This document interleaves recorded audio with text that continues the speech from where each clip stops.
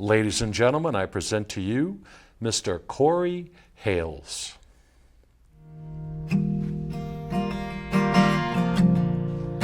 We got this afternoon. We got this room for two. One thing I've left to do is discover me, discovering you. One mile to every inch of your skin like porcelain. One pair of candy lips and bubblegum tongue. You want love, we can make it.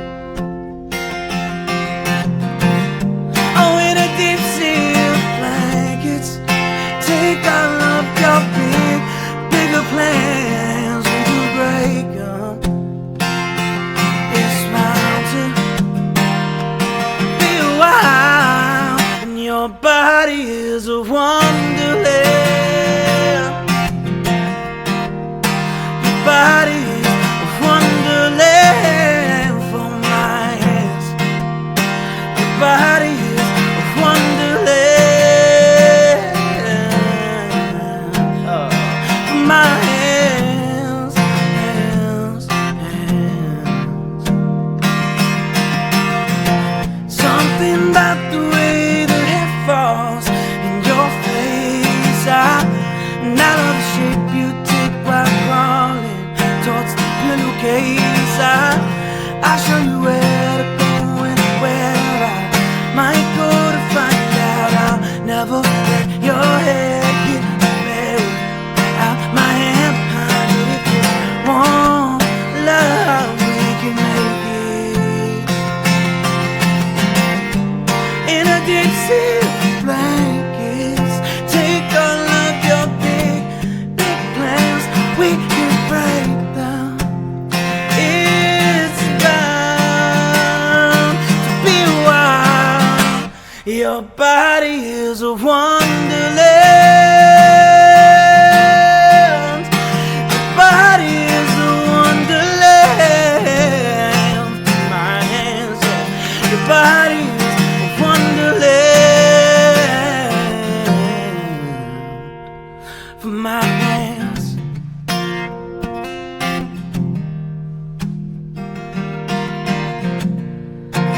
Oh, damn, baby. You frustrate me. You're mine, oh mine, oh mine, oh mine.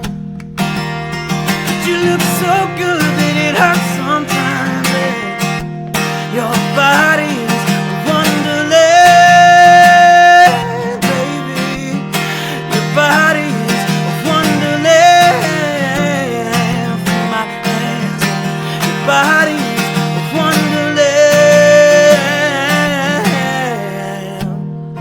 for my hands, for my hands, for my hands. Your body is a wonderland.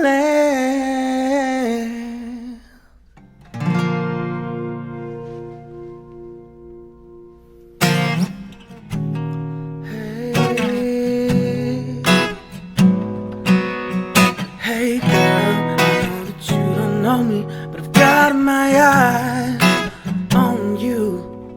Hey girl, I know that you don't know me, but maybe I want you to.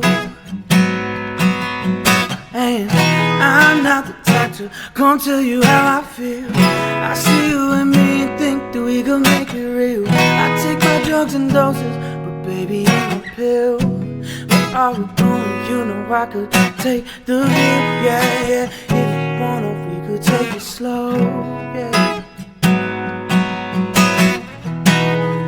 And if you want, I could take you down a no-name road. Baby, show me if you got it. I'ma light it if you want it. If you ride stopping till morning. Baby, show me if you got it. I'ma light it if you want it. If you ride it, ain't stopping till morning. We could just cool it down. We could just cool it down, baby. Baby, let me drive. Keep my eyes on the right hand side, 'cause that's all I need to see, yeah. With your hand in my hand, shift the gears, you'll understand, baby, how the world feels to me. Hey, yeah. If you wanna, I could take it slow, yeah. And if you want, I could take you down a no-name road. Baby, show me if you got it. I'ma light it if you want it. If you ride it, you're stopping till morning. Baby, show me if you got it. I'm gonna light it if you want it. If you ride it, you're stopping till morning. We could just cool it down. We could just cool it down, baby. And if you go without me, I'll probably be waiting on your company. And if you saw what I see, you probably wouldn't stand right there in front of me, baby, yeah. And if you wanna, we can take it slow. If you want, I can take you down a no-name road, baby. And baby, show me if you got it. I'ma light it if you want it. If you ride it, ain't no stopping till morning. Baby, show me if you got it. I'm gonna light it if you want it. If you ride it, ain't no stopping till morning. And we could just cool it down. We could just cool it down. Just cool it down, baby.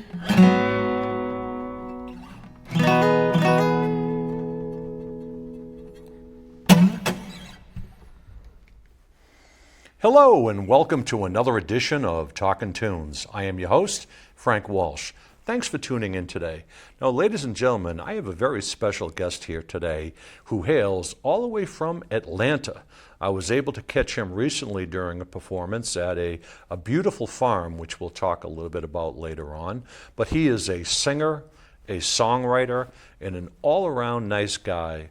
And he has been tearing up the East Coast with a lot of gigs, so we were very fortunate to catch him before he heads back to Atlanta. So it gives me, once again, great pleasure to introduce to you Mr. Corey Hales. Corey, thanks for coming in today, brother. Great to see you again, man. I tell you, it's been a real wild ride for you since you've been up here, right? Yeah. When did you come up here? I came up here on, what's today? Today's August 4th. So I came up the 1st at like 6 August o'clock 1st? in the morning. Yeah. Okay, so you went home. You went back to Atlanta, or you went home before, after we had met, right? Yeah. And then I came back up here, and then I was, I had a gig at the Blue Hill Country Club in Canton. Nice. And then, like, Uncle's birthday, and then today, and then I go up to Maine tonight and play tomorrow. Wow, you're a busy boy, and I really thank you for Of course, squeezing of us course. into your schedule here. But let's wind back the clock a little bit and talk about your start. You get into music. Originally, you're from Milton, right? I Milton, am, yeah. Massachusetts. So pick up the ball from there and kind of give a little bit of your history. Well, I was lucky enough to go on a trip to South Africa with my jazz combo my junior year of high school. High school, right? Is that when you started playing? I started playing kind of a while before that. I started taking it, that probably made me start taking it seriously. Like, that was when I started to do it professionally. Cool. But I started playing guitar sometime in like 3rd or 4th grade. Okay. And I've been singing kind of forever. Was it natural for you to pick up the guitar? Well, I had been taking piano lessons for a long time. Okay. But my parents really pushed piano on me, so I had a bit of a like I'm not gonna apply myself to the piano. Right. Like I don't know why, it just wasn't something that I enjoyed really doing, at least when I was a kid. Now I wish I took it a little more seriously. Okay. But when I picked up the guitar, like one of my camp counselors was playing it, and I was just like, oh, that's cool. I want to be able to do that. And then Really? I just kind of self-taught the guitar. guitar? I took some lessons my junior year of high school so that I could kind of like learn what things actually were, because I was mostly just like playing by ear, just kind of like learning a song, and then I was like, all right, I'll steal this chord and use it for this. Who were you listening to? Well, at that time, who were you listening to back then? I was really, I mean, a lot of Stevie Wonder. I love Good choice. John Mayer. Yep. Probably like my favorite, who I probably found around sophomore, junior year of high school, is Music Soul Child. He's like one of my absolute Who is favorites. it? Music Soul Child. He's like a 90s R&B guy. Really? Don't know that. He's amazing. Really? His first I'll two have to- projects are like Have to flawless. check that out. Yeah, definitely check it out. So you decided that you wanted to hit the big time when you went to South Africa? Yeah. Talk about that. How'd that come about? So I audited jazz so that I could go and play like in a combo with my friends, honestly. Uh-huh. And I was already like the head of my a cappella group. I was in the gospel choir and I was in the chamber choir. So I was like, all right, naturally, you know, this is the only thing left with music in it at school that I'm not doing. I guess besides band, like orchestra, but I Right. don't. So you started out playing jazz? You said you were in a jazz band? I was in a jazz combo, yeah. Yeah? I played. Yeah, I tried to hang, man. They were way better than me at the time. Like I learned a lot very quickly because I was kind of in over my head. Really? Okay. Because the only class that fit my schedule was like the best combo, and they had like tiered it out. So it was like if you go into jazz, you take like the intro to jazz, and then you can take ADV 1, 2, or 3. So those are like the advanced combos. And there's only one ADV 3 combo, and that was the only class that fit my schedule. Okay. But it was all my friends were in that class, so I was Cool. like, all right, let's do it.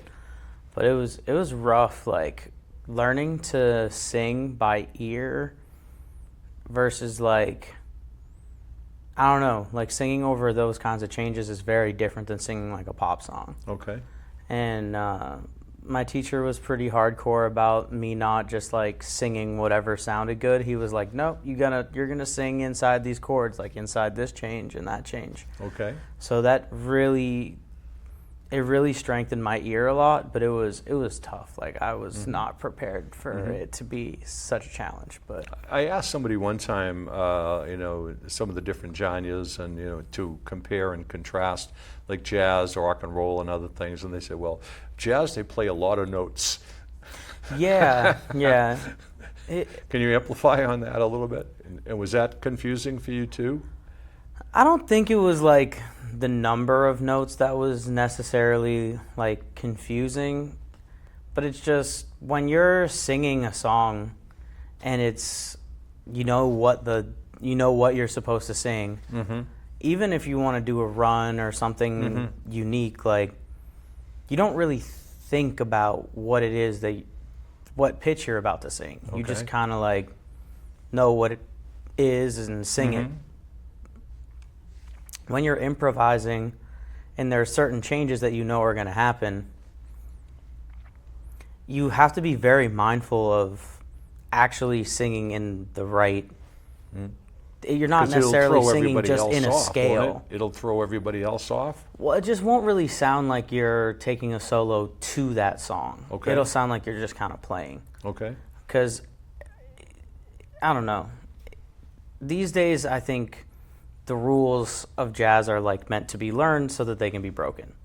Okay. But when you're learning, like you kind of try to stay in the lines a little bit more, Okay. so that you can kind of get a bearing for what's going on. And I don't know exactly how to explain it, but it's not like you're just like hearing something and then singing exactly the notes that you heard, Okay. and putting your own kind of twist on it. It's more like for you to learn how to make that moment on the spot and listen and call and respond and resolve into the right change. It's not like most of these songs today, like you could just change out all the chords and still sing the same notes, and it's like minor pentatonic scale or something like that. And you really only got to sing like 6 notes, and it's fine. Like you're not necessarily always singing in one key.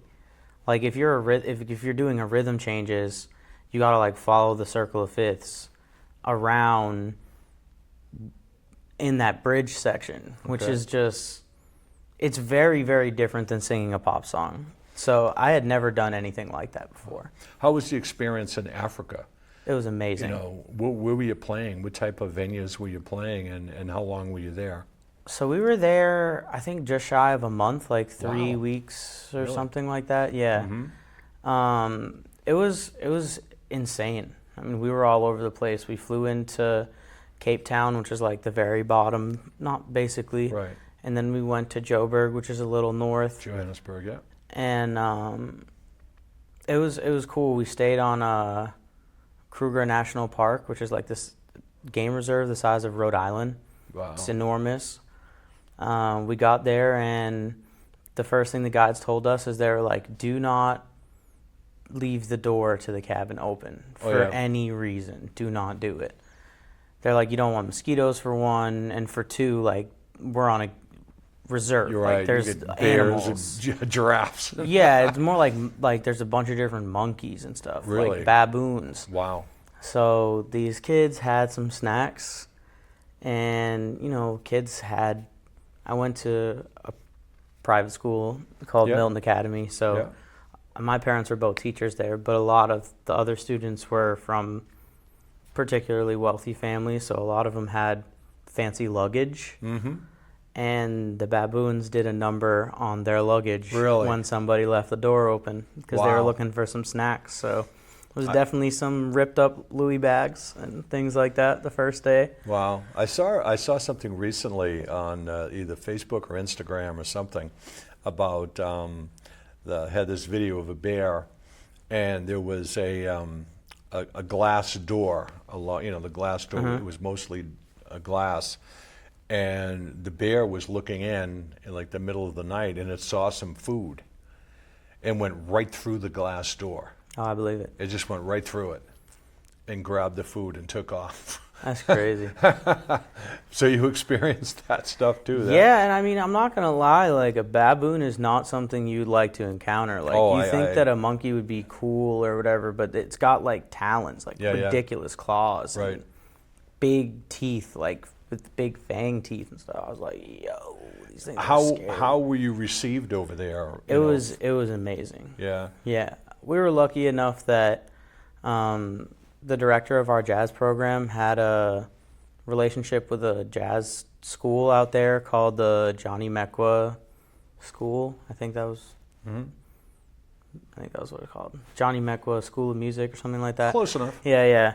And we would go over and we would do homestays. So I did 2 homestays while I was there and stayed with 2 different families. And then we stayed on the reserve. But then we did a bunch of different shows. We did some shows at schools, like fancy schools, and then like a township school outside of Soweto, which was like,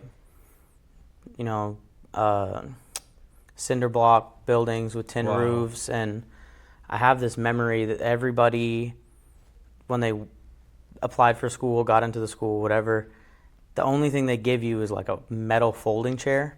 Really? So you take it home every day, and then you bring it to school every day. Wow.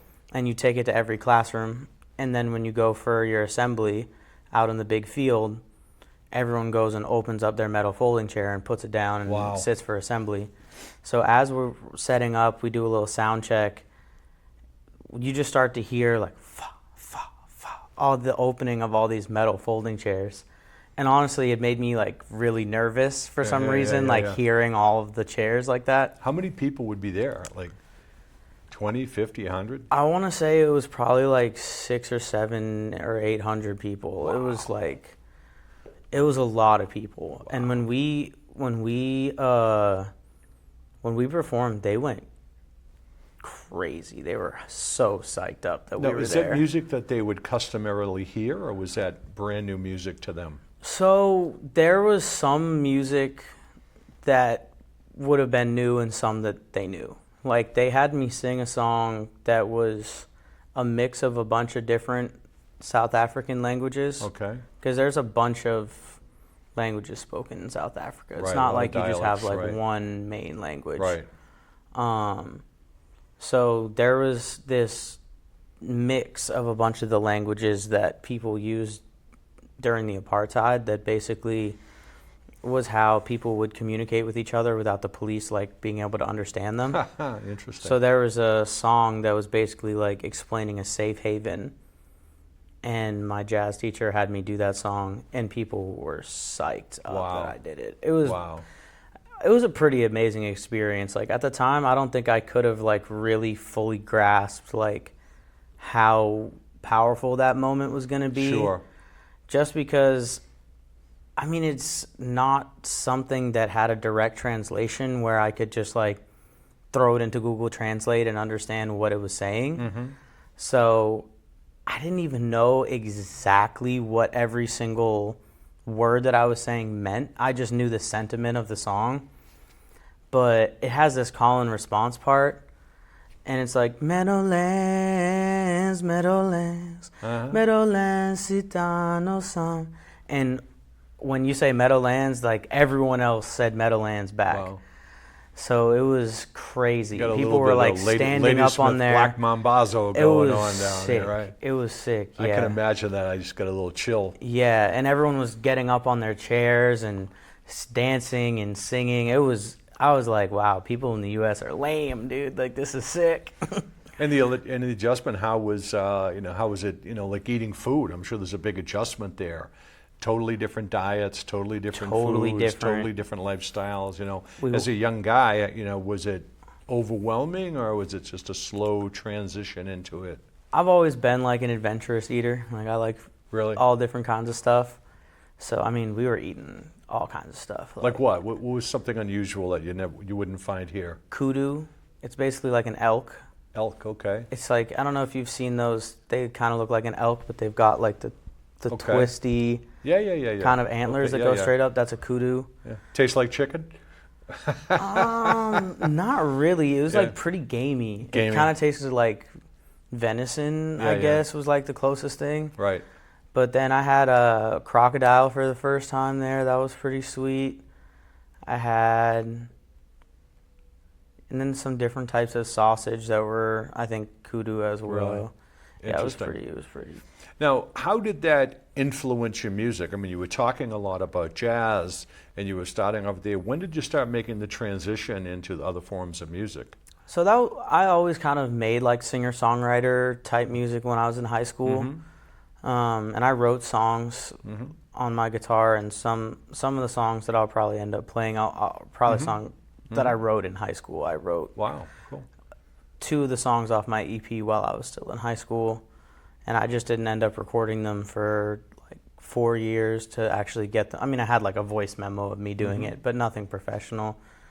But I always was that kind of a songwriter person because I wrote my first song my 7th grade year, I think. Really? And I lost a really good friend actually when I was in 7th grade, one of my classmates. And that was the first time I ever picked up a pen to write a song. I always Really? liked to sing songs and play them, but in that moment I was like, I need to say needed what's to on say my something, mind, right? you know? And I was never like the popular kid who had like a whole bunch of friends. So I was like, I'm by myself, I'm playing music, I'm whatever, like there isn't someone I'm about to pick up the phone and have a long conversation with this about. So it's going How to be easy was it to write that song? I mean, you wrote it, and was it something that did it come easily for you? Yeah, You I did. think I probably wrote the song in like an hour and a half. Really? It was the first song I ever wrote, so I can't claim it to be like my best song of all Right. time or anything like It's that. a song that you wrote and you play. Yeah. There are not too many people can say that. Yeah. I've had many musician friends and people on my show They'll play everybody else's music, but they can't write their own. Yeah, yeah. You know. I Good for you. haven't played that song in a long time. I kind of let that one be. I don't know. I gotta even hear how it really sounds again. Like I know how the hook goes, but So you get out of you get out of that. You get out of high school. Did you go to college at all? I didn't. Didn't go to college. What did you do after high school? Did you have a career, or did you want to go into a specific career other than music? So no, I pretty much started gigging like my senior year of high school for my senior project thing at the end of senior year. I played 5 days a week at the Potbelly Sandwich Shop in Braintree, Really? the one Okay. across the street from the SSP, South Shore Plaza. Yeah. And I played 2-hour lunch set 5 days a week for the last 2.5 months of the year Down there in in Braintree. Braintree. And then on the weekends, I would take a bus, the mega bus, for like $5 one way. You can go from Boston to New York. Yep. So I went and I booked these 2 spots, which are probably the easiest spots to book in the entirety of New York City. Really? Shrine and Silvana. They're both places that have music like all day.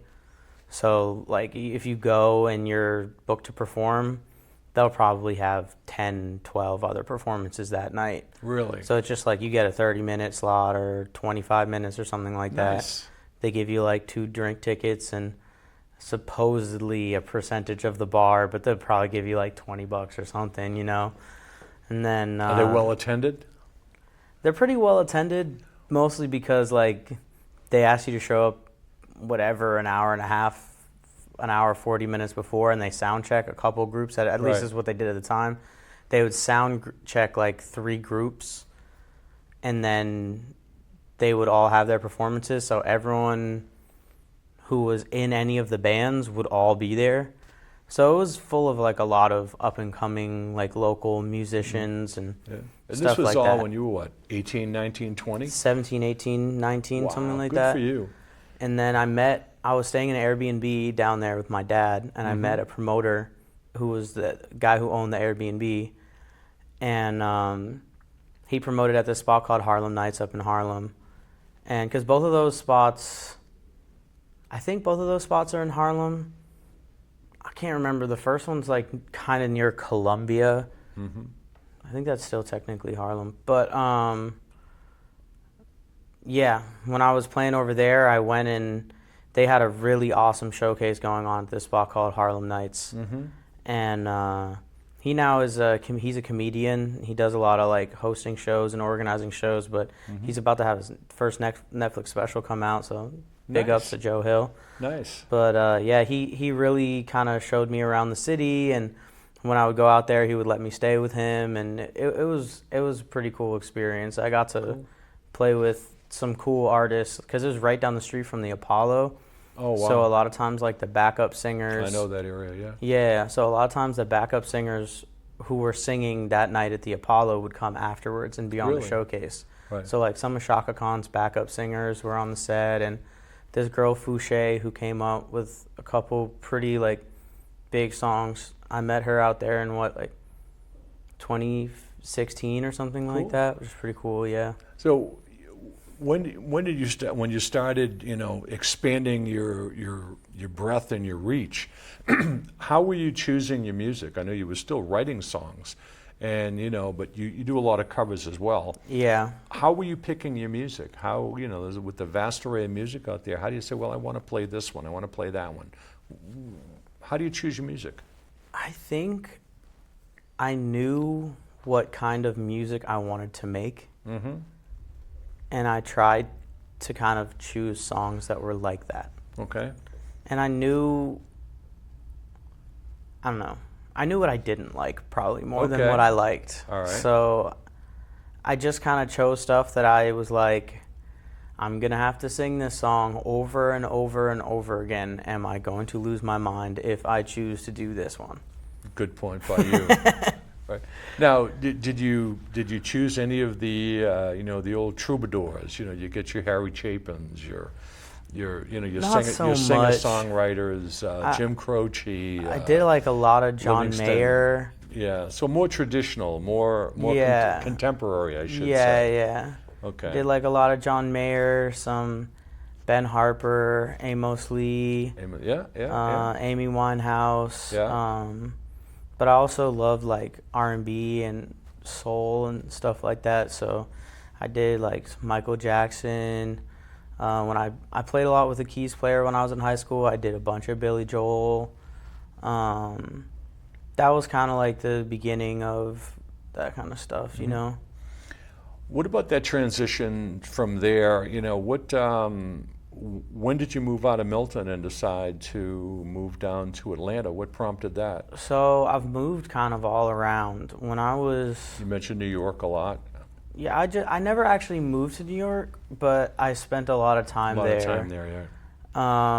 Probably between 2016 and 2019, I was there like at least every other month for a couple of days, and then, and because I have a number of friends who have apartments out there, Cool. or their parents have apartments, or they have apartments, and then I had 3 different friends that went to NYU. One of them went to the music school, and it was always a good time when I went down there. But I moved. I had a friend of mine who I actually met in that Potbelly's, oddly Okay. enough, All right. who was a DJ. He was a wedding DJ, and he moved to Charleston from Quincy. What was his name? Taylor Coppin, Don't know. awesome wedding DJ. Okay. And he moved out to Charleston, and him and his ex, they bought a house, and they were like, hey, if you want to come down, help me pay the mortgage, I'll give you a room for cheap. So I was probably paying like $600 or something like that to go Nice. stay out there. And he came up, and he was like, hey man, I've got a gig DJing this gym playlist. It's like a high-end gym, and they wanted him to come in on a Friday evening or something like that and do a set. So he was like, come out. I went out, and he was talking to me about the house and all this stuff, and he was like, I'm driving there. I go back tomorrow. Just come. Like, just come check the house out. We'll see if we can book some gigs. You know, like, stay for as long as you want and then go back. And I was just graduated high school, so I was like, Wow. sounds like a free vacation to me. So I went and I did that, and then I moved out there probably a week and a half after that. We booked a couple weddings. So I moved out to Charleston, and that was probably 2019 when I moved out there. And then when COVID hit, which was like 7, 8, 9 months after me living in Charleston, I moved back to Milton with my parents for about 6 months. And at that point in time, my friend and like one of my best friends, Chess Primo, he was going through like a rough breakup at the time. And I was like, hey man, he was living with his girlfriend during COVID. And it was tough because they were like, I can't really move out because both their names were on the lease and everything. I was like, bro, just come stay with me and my parents for a couple months, and then we'll move to LA, because he was already planning on moving to LA. And I was trying to figure out, you know, what's my next step. Like, I had kind of wanted to go to LA in the past, and then I was like, dude, if I got a roommate, like, that's actually a viable option.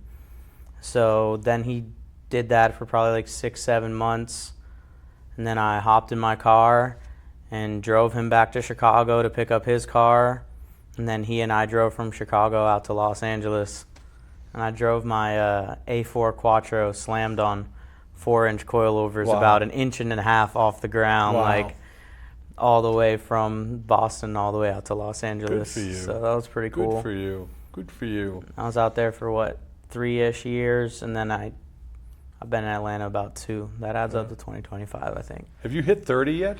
No, I'm 27. I was going to say, I don't think you hit 30 yet. I tell Yeah. you have quite the life. Yeah, I've been on the move. For a 27-year-old. Yeah. Good for you. I don't really know how to sit still. Well, good for you. Well, I think this might be a good time to take a little break and hear a little bit more of music. Yeah, And absolutely. instead of talk about it, then we'll come back and talk a little bit about more of your music and where you're going and all kinds of other stuff, all right? Sounds like a plan. All right, so ladies and gentlemen, sit back, relax, and listen to, once again, Mr. Corey Hales.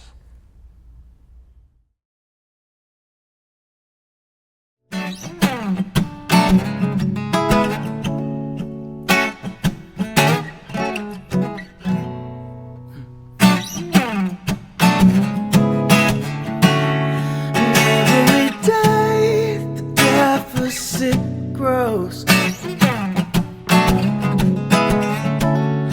you spend more than you own. Every day the taxes increase. Oh. Is this our land or our lease, baby? And Mama always said to me, keep a close eye on your authority, 'cause you say that you can.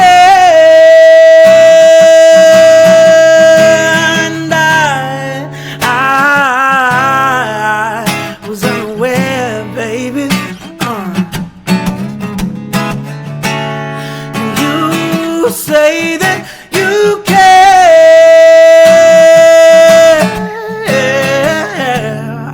I was unaware, baby. I can't stretch it any farther now. I turned the collar from my favorite winter coat. Yeah, this wind is blowing my mind. All the kids in the street without enough to eat. Oh, who am I to be blind, pretending not to see their needs? Someone's disregard, somebody's broken heart, and I want a man's soul. They follow each other from the wind, you know. 'Cause you got nowhere to go. That's why I want you to know I'm starting with the man in the mirror. I'm asking him to change his ways, and no message could have been clearer. If you wanna make the world a better place, take a look at yourself, make that change. I wanna make a change, yeah. For once in my life, oh yeah. It's gonna feel real good, gonna make a difference, gonna make it right. Then I remember we were driving in your car. You speed so fast, I feel like I was drunk. City lights go out before us, and your arm felt nice around my shoulder, and I had a feeling that I belong, and I had a feeling that I could be someone, yeah. You got a fast car, but is it fast enough that we can fly away? We gotta make a decision, baby, leave tonight or live, die this way. I remember we were driving in your car. The speed so fast, I feel like I was drunk. City lights go out before us, and your arm felt nice around my shoulder, and I had a feeling that I belong. I had a feeling that I could be someone. Yeah, I could be someone, baby. Yeah, be someone, be someone.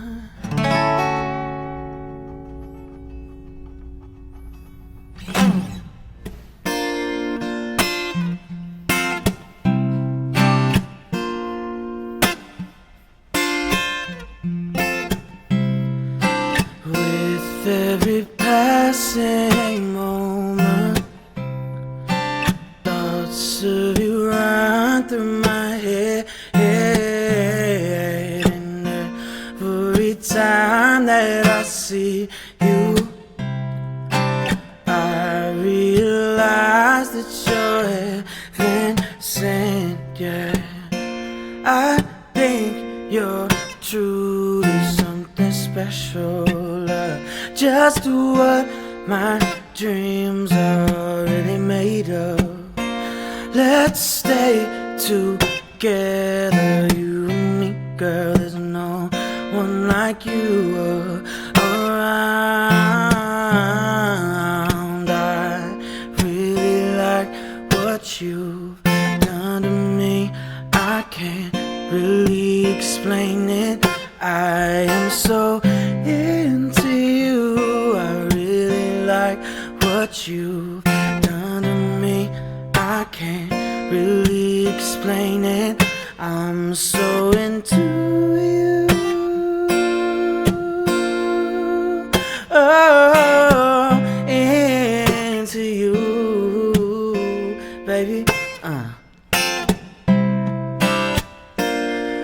We could be the way you hold me. Yeah, it could be the things you said, but every time that you're near, girl, I sure like feeling this way. I really like what you've done to me. I can't really explain it. I am so into you. I really like what you've done to me. I can't really explain it. I'm so into you. I'm into you, yeah.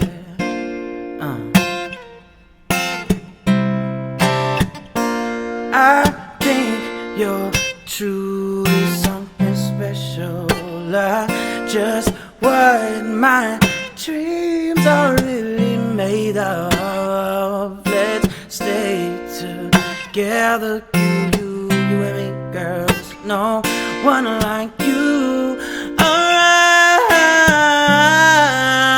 I really like what you've done to me.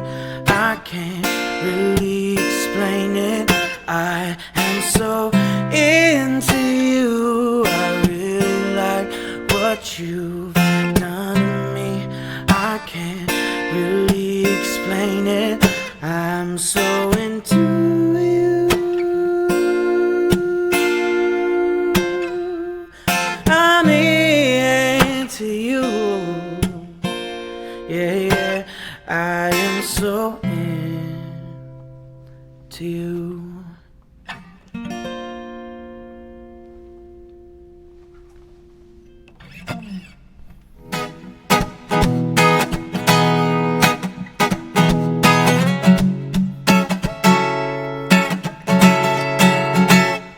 Well, sometimes I go out by myself and I look across the border. Think of all the things that you do. Oh, in my head I paint a picture. But since I've been on home, oh, my body's been a mess. And I miss your ginger hair and the way you like to dress. Why don't you come on over? Stop making a fool out of me.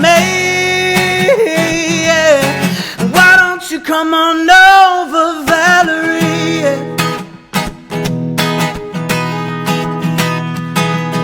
Valerie, baby. Whoa, Valerie. Valerie. Did you have to go to jail? Put your house on up for sale? Did you get a good lawyer? Did you finally get your tan? If I find a brighter man who'll fix it for you, baby. Are you shopping anywhere? Change the color of your hair. Are you dizzy? Did you finally pay that fine? We're dodging all the time. Are you still dizzy? Yeah. Oh, but since I've been home, oh, my body's been a mess. And I miss your ginger hair and the way you like to dress. And why don't you come on over? Stop making a fool out of me. And why don't you come on over, Valerie, baby? Oh, Valerie, baby. Yeah, Valerie. Valerie, baby. Why don't you come on over, girl, baby? Yeah. Whoa, Valerie, yeah. Why don't you come on over, Valerie?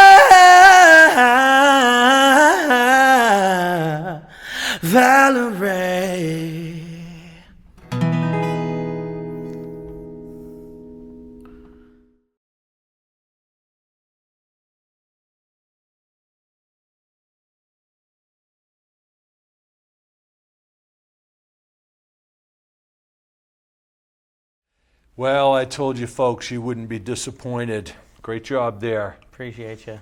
Now, you're welcome. Now, let's pick up the ball a little bit and talk about where do you plan on taking your music? I know you write your songs, you do a lot of good covers. Where do you see your music going from here on? Do you have a plan in place as far as where you want to take your music? And do you want to expand your musical repertoire? You know, make a question out of that and talk about that.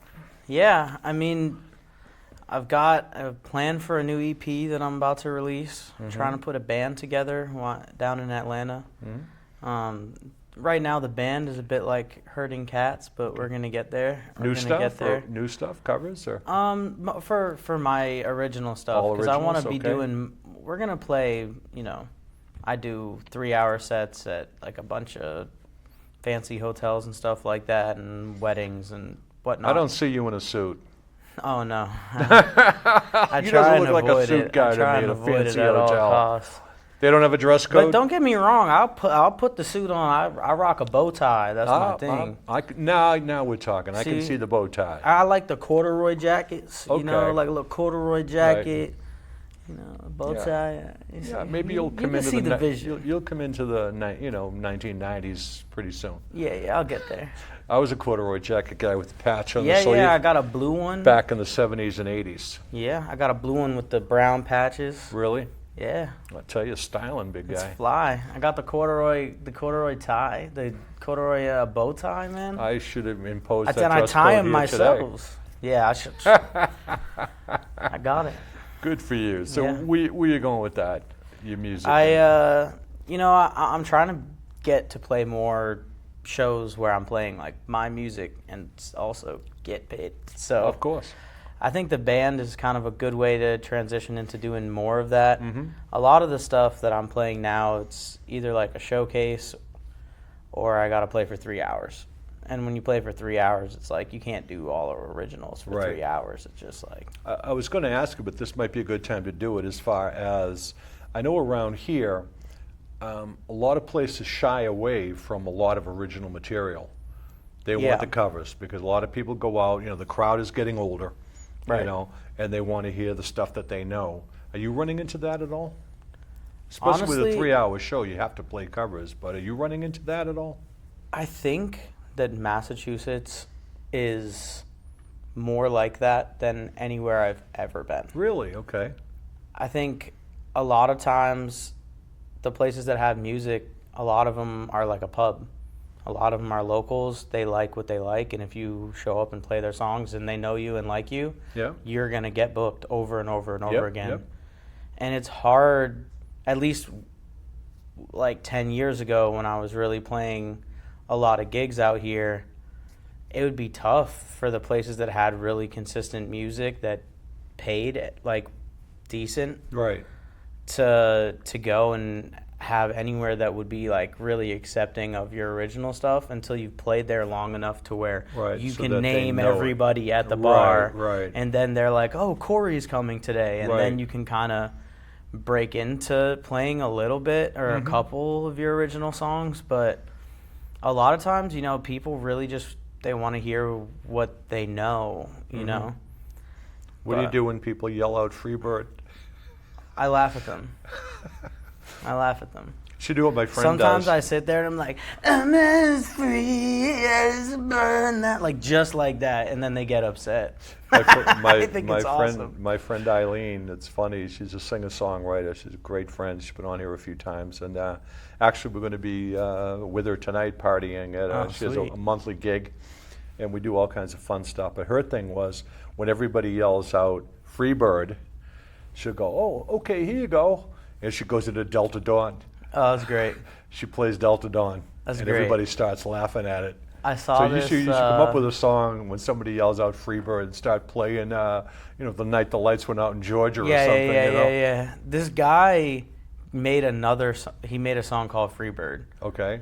and it's like a kind of a jokey song, but he's like, I went into the pet store and I went to go find myself a bird, and I found one that's like all jacked up with a broken wing, and I asked about it, and they're like, no, you don't want that one, but if you want it, that's a free bird, and then that's the song.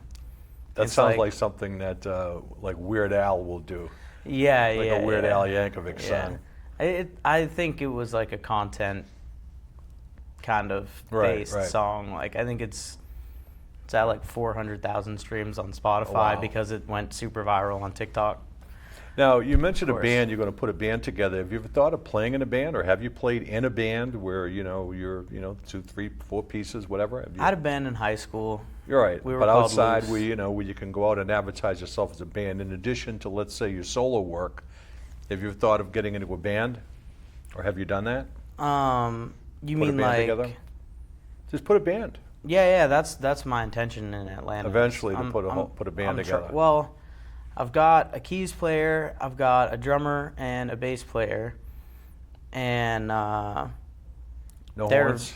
no, unfortunately not. Yeah. Do you play the I harmonica still want to too? make money. Do you play the harmonica? No, I don't. You don't? Okay, for some reason I thought you had a harmonica with you when I met you. No, I'd be wicked skilled if I could do that. though. Really? Okay.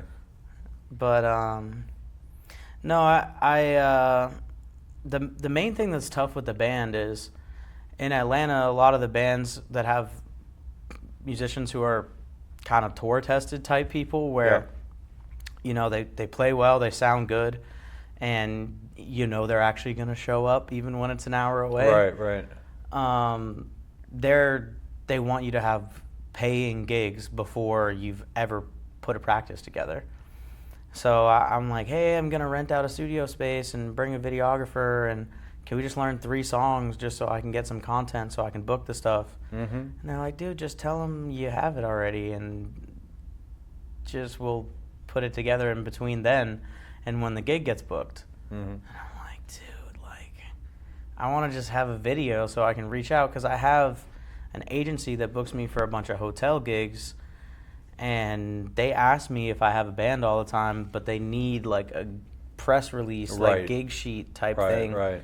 put together for the band. So I don't know. I might just chat GPT one and just see if I can get booked. Because you said that you made your living on making making wedding gigs. Yeah. But that was a solo.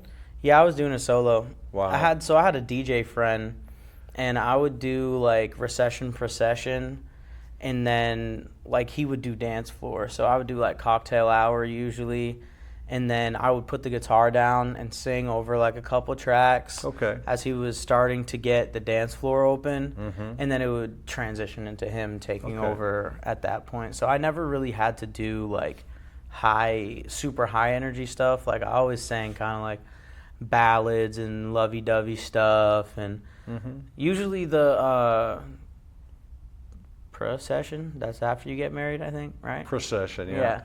Usually that'll be like kind of like upbeat, but everything else is usually all lovey-dovey until then, you know? Do you then know a cocktail hour, everyone wants to like chat and Do you know a guy named Bobby Buttimer by any chance? I'm not He's sure. a great DJ. He did lots of weddings, and he's a good DJ. Great drummer too.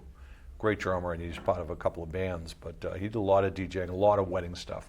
And he was out of Quincy, Okay. so not too far from you. And Yeah. He's been doing it for a long, long time. Yeah. Just wonder if you ever crossed I don't paths. think I ever ran into him. I don't think so. Yeah. But no, I mean, I did my fair share of weddings, and like I've got another one coming up. I'm playing one at the rooftop on the Claremont, which is pretty cool. I don't know if you know about the Claremont Where's that? Hotel in Atlanta. In Atlanta, okay. I know Atlanta well. Is the Underground still there? Oh yeah, I'm not it too still far there? from the Underground. Okay. The Underground is like, it's not a nice place to be a lot Not of the time anymore. these days. Not anymore. Yeah, it used to be pretty good. What is it? Buckhead? Is that in Buckhead? Or, No, it's not No, in Buckhead. The different. Underground is in downtown. is it? Buckhead is Okay. like, I haven't been there in a while. I used to go to pretty Atlanta north. quite a bit on business. And I Yeah, hit all yeah. those spots. yeah, the Underground is like, it's right in downtown. Yeah. The last time I went to the Underground, I got maced. Really? Yeah, I went to 21 Savage's birthday party, and that was my first mistake apparently. Yeah. It was like the first year they were selling tickets. tickets. And yeah, it definitely went downhill. It's a lot of, I mean, it's a lot of homeless people over there, but it's also just, it's a lot of people selling illicit things and doing stuff they're not supposed to be doing, and Yeah, we have plenty of that in Massachusetts too. fair. Unfortunately. But as far as moving forward, how easy or difficult is it to get into the large gigs? Like, have you played festivals? Like, have you played big festivals? Only a couple. I've done some in Stamford. I opened up for, I don't know if you know who the Locks and Bow Wow are, but No. I did a song over there on my friend Mike Squire's set, and he brought me out a couple years ago to open up, do one. I just did one song on his set for Flo Rida. Yep.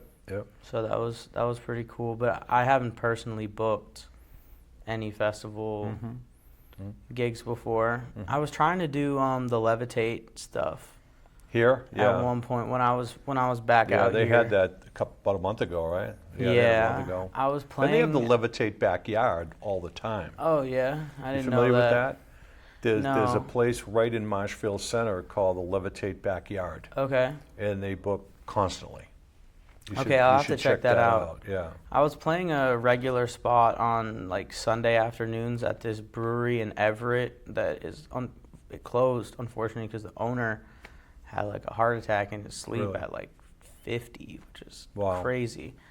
But he, the guy who he had putting together the talent for that place was the guy who was at the time, at least 7 years ago, was doing a lot of the booking for Levitate. And then I moved to Charleston, and I never ended up getting to do it, but Well, yeah. I'll hook you up with some people and see if you can get some gigs and That'd at be least sweet. get your name out there. that'd be sweet. Now, as far as where you're living now, you planning on staying where you're living? You going to come back here, or I know your roots seem to be all over the place. Where are you going to be in the next 6 months or a year or so? That's a great question. Thank you. I stayed up all night thinking of that. I stayed up all night just because I'm terrible at sleeping. Typical musician. Yeah, I don't know what it is. My brain just doesn't like to Shut up. yeah. I'll be in Atlanta for a while. Really? I don't know how long. The scene out there is it's hard to beat. Like Really? it's really tough. People are great. People At least are they great. used to be. The driving's terrible. Yeah, the driving is rough. You don't want to drive in Atlanta. But I mean, coming from LA, it's not bad. Yeah, you yeah. know? Yeah. I think the traffic is comparable. People ask me all the time, like, what's worse, New York, LA, or Atlanta? I'm like, I don't know. Like, New York, you don't usually have to go that far. If you really have to drive through the city for real, I mean, like, it probably is the worst. And LA, you always got to go somewhere far. Always, yeah. So that's why it sucks. In Atlanta, if you live downtown, I live off 75, 85, and 20. So Okay. I can kind of get anywhere.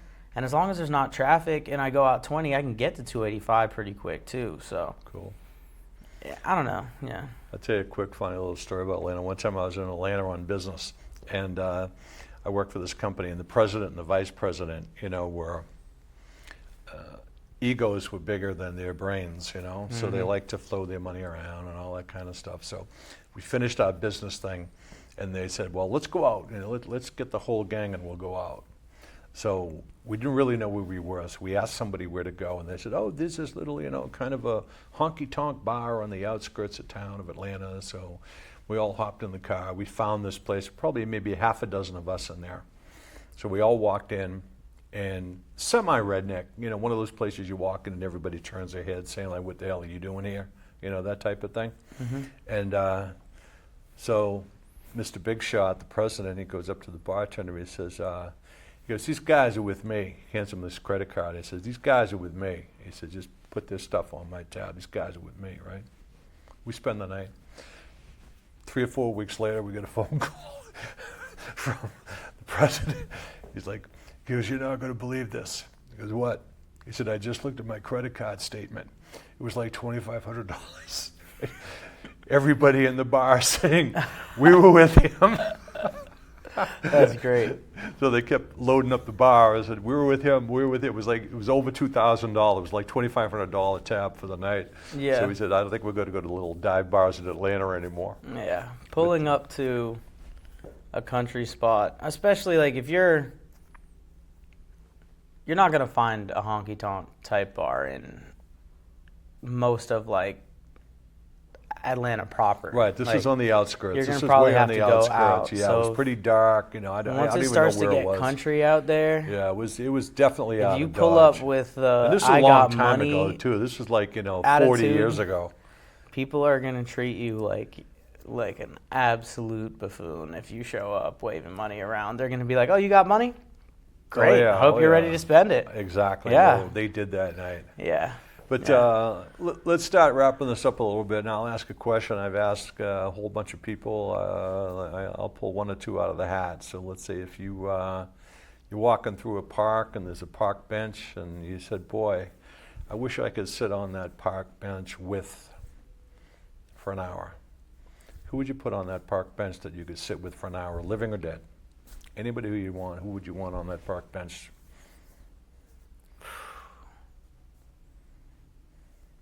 Dude. Anybody. This could go so many different ways. Oh. Anywhere, anyone, pick Probably, anybody. I'll pick Frank Ocean. He's probably one of my Frank biggest musical Ocean, good inspirations. stuff. I love his music. I would sit him down and ask him why the heck he hasn't dropped an album in like 10 years. Yeah, a long time. Yeah, I need to know that. I think it's because his brother passed away and he just decided he was done with it. Did But his music impact you? Yeah. I remember my senior year, right after I graduated high school, he dropped this album, Blonde.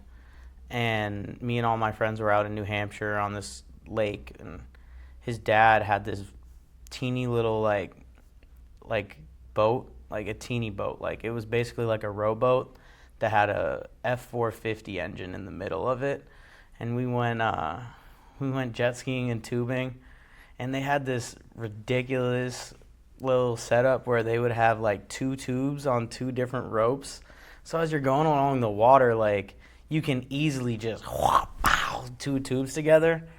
And me and like my smallest friend, made a pretty lethal collision for him on the boat. And then we sat there in pain and listened to Blonde the first time. Because at that time, I think it came out like only on Apple Music or something like that. But we had this Dropbox link that had like every album that ever dropped under the sun, like Really? right when it came out. So I remember sitting there the day it got uploaded, being excited that we could finally listen to it. And we listened to the full album, and it's probably one of the albums I've listened to the most. Good for ever. I'm a big Good for you. Big fan, yeah, for sure. I give you a hammer and a chisel. What 4 people you're going to put up on your Mount Rushmore? Like music related? Whatever, yeah, music. What 4 musicians would you put up on your Mount Rushmore? Oh. Stevie Wonder. Mm-hmm.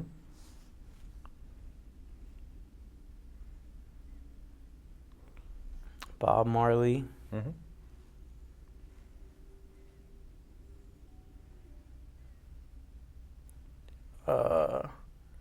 Kanye West. And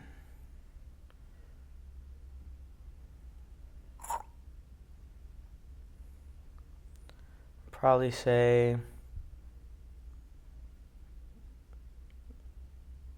it's tough. Like my favorite singer though, just like voice wise, like it's not. That's not it though. I'm gonna say Donny Hathaway. Great choice there, the late great. Yeah. Late great.